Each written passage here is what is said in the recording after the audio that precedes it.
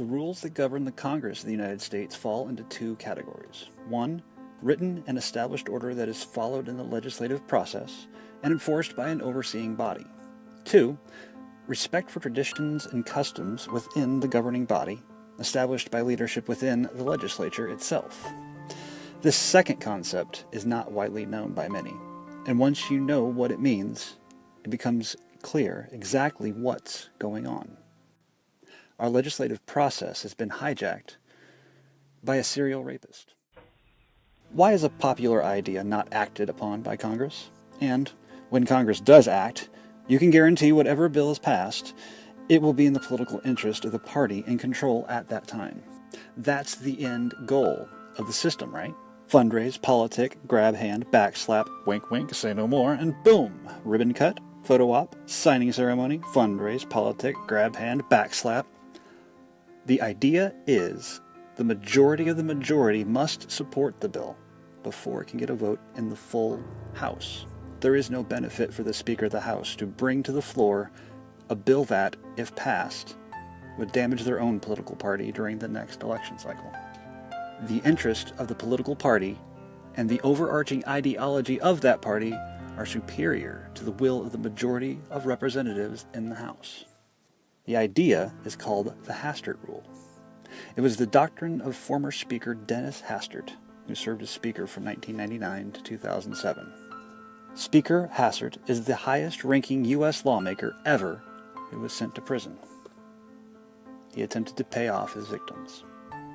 Before he became Speaker Hastert, he was Coach Hastert, and he admitted to sexually abusing boys whom he coached.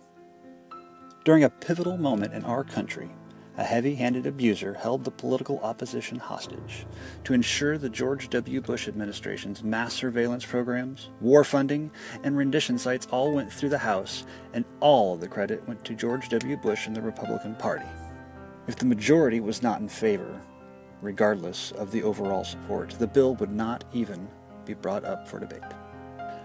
Paul Ryan is a full-throated supporter of the Hastert Rule, and it is the method of choice for the current Speaker when deciding what bills the House should consider. To be clear, America is not divided about the issues. The majority is still loud and clear on the issues like background checks, dreamers, and personal liberty. We all need to understand that the ideals and ideology of a serial child molester, as Speaker Hastert's judge put it, are holding our country hostage once again. A clear disregard for the actual will of the American people cannot be permitted. We must consider the intent of the mastermind of such a strategy.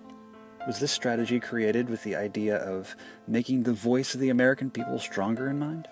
When a plan turns south, benefit of the doubt can be given if a person's motives can be perceived to be pure. Can the intent of Dennis Hastert be perceived as pure? Paul Ryan's continuance of the Hastert Rule is now putting children everywhere at risk. A large majority of Americans support background checks for all gun sales, stopping gun sales to persons on the no-fly list and the terrorist watch list, and preventing sales to the mentally unsound. Which brings up the mental health care debate. With another school shooting taking 17 lives from us, we must state loud and clear, Paul Ryan's support for the legislative agenda of a serial child molester is killing children. Paul Ryan's support for the legislative agenda of an abuser and liar is creating unnecessary division. Paul Ryan and the Republican Party are claiming to be fighting for the American people, yet their own opinion is overwhelmingly opposed by everyone. Murder and pedophilia are the legislative tools used by leaders in our House of Representatives. How many more rules exist in our Congress, like the Hastert Rule, that we are unaware of?